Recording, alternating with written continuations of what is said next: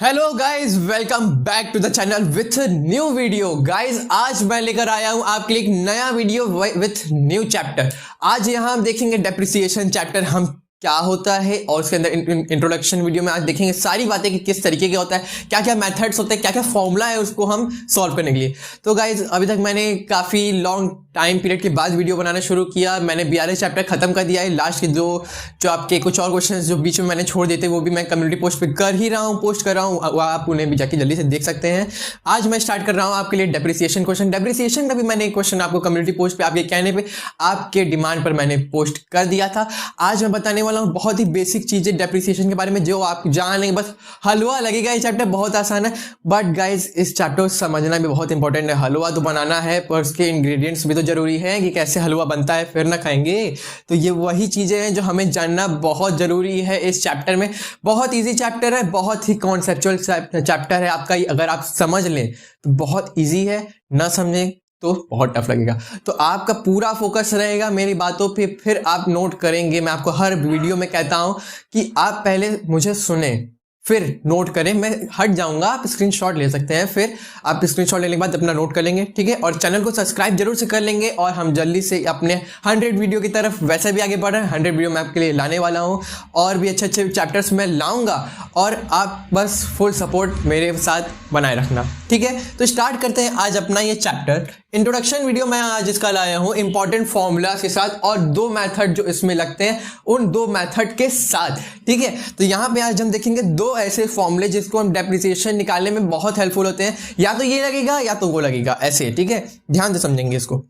पहला है annual depreciation. देखिए, डेप्रिसिएशन अगर हमें निकालना रहता है तो ओरिजिनल कॉस्ट जो भी हमने खरीदते समय उसकी कॉस्ट होगी, दिया रहेगा, सबका दिया रहेगा क्वेश्चन में कि ओरिजिनल कॉस्ट कितनी है, सब दिया रहेगा। उतना original cost of asset plus estimate scrap value. Estimate scrap value भी आपको गिवन रहेगा क्वेश्चन में। आप उसके बाद क्या करेंगे फॉर्मूले में, अपॉन यूजफुल एस्टिमेट लाइफ। उसके साल मतलब कितने साल तक की टिकने की चीज है। देखिए, हर किसी की देखिए एक्सपायरी डेट होती है, इंसानों की भी होती है, ये भी हम जानते हैं 100 ईयर्स तक होती है। लाइफ एक्सपेक्टेंसी हमने पढ़ी है पहले भी, 60 ईयर तक होती है वैसे नॉर्मली एज में। मतलब मेरे कहने का मतलब कि हर चीज़ की, अगर नॉन लिविंग थिंग्स में भी जाए, आप फोन यूज़ करते हो, आप फोन में भी देखते हो कि आपके जो फोन्स होते हैं मतलब उसकी लाइफ एक्सपेक्टेंसी कितनी होगी, 10 ईयर्स 15 ईयर्स। जैसे आप यूज़ करें, अच्छे से यूज़ करेंगे। आजकल तो फोन्स लोग जल्दी चेंज करते रहते हैं, 5 ईयर्स 2 ईयर और जल्दी कर लेते हैं 2 मंथ में, शौक है अपने।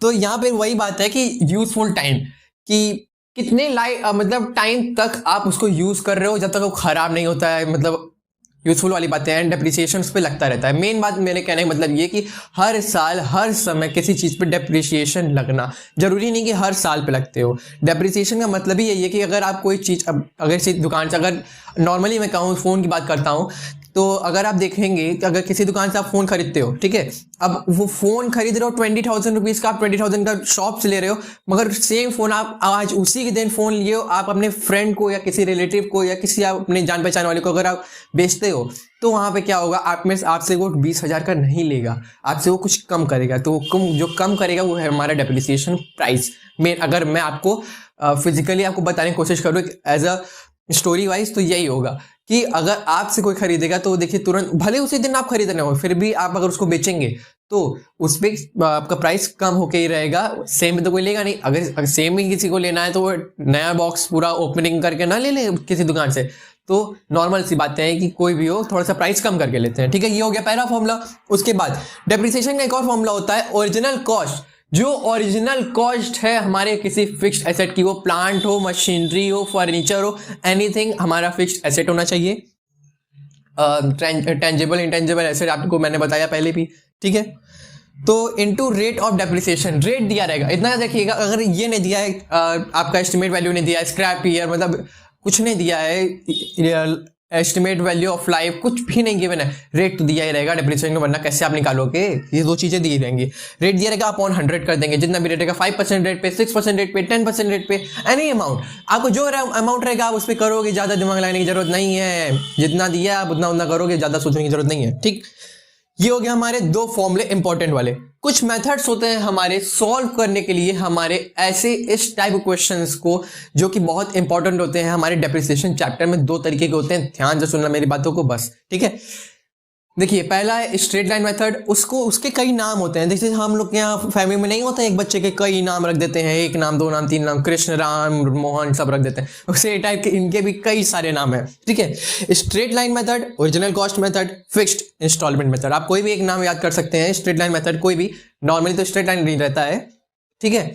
सेकंड है राइट डाउन वैल्यू मेथड, फिर है डिमिनिशिंग बैलेंस मेथड भी इसे कहते हैं, रिड्यूसिंग बैलेंस मेथड भी इसे कहते हैं। अब देखिए इन दोनों में डिफरेंस क्या है। मैंने आपको क्या बताया था, इन दोनों में से कोई भी डेप्रिसिएशन फॉर्मूला आप यूज कर सकते हो। जैसे मान लीजिए ये वाले फॉर्मूले में अगर एक फिक्स्ड रेट पे अगर किसी चीज पे डेप्रिसिएशन चार्ज हो रहा है, मान लीजिए 10,000 की चीजें उसमें 10% हो रहा है, तो कितना हो गया 1,000। तो नेक्स्ट ईयर अगर फिर आप चार्ज कर रहे हो, नेक्स्ट ईयर भी 1,000 चार्ज होगा कि हमारा 10% पे चल रहा है, तो 10,000 पे 1,000 पर ईयर हम चार्ज करते आ रहे हैं अपने डेप्रिसिएशन को।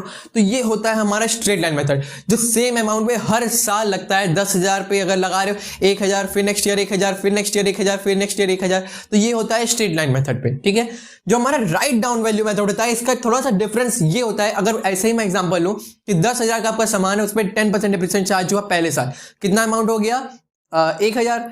नेक्स्ट ईयर चार्ज करेंगे तो 1,000 पे चार्ज करेंगे, ठीक है। 1,000 रुपए पे उस पे करेंगे। डिमिनिशिंग मेथड यही होता है, 1,000 पे 10% पे लगाएंगे, कितना आ जाएगा 100 रुपए, माइनस करेंगे। नेक्स्ट ईयर का हमारा डिप्रिसिएशन कितना होगा 900 रुपए, ना कि 1,000। तो ये घटता चला जाएगा, पर 10% चार्ज करो, जैसे हो गया हमारा 1,000, 900, 800, 700, 600, ये घटता चला जाएगा। ये है हमारा हमारा write down method. Straight line method मैंने बताया था कि सेम रेट पर रहता है, फिक्स्ड रहता है, सीधी सी बात है, वो फिक्स्ड रहता है हमारा। हमारा जो राइट डाउन मेथड होता है वो चेंज होता रहता है, मतलब क्या घटता चला जाता है।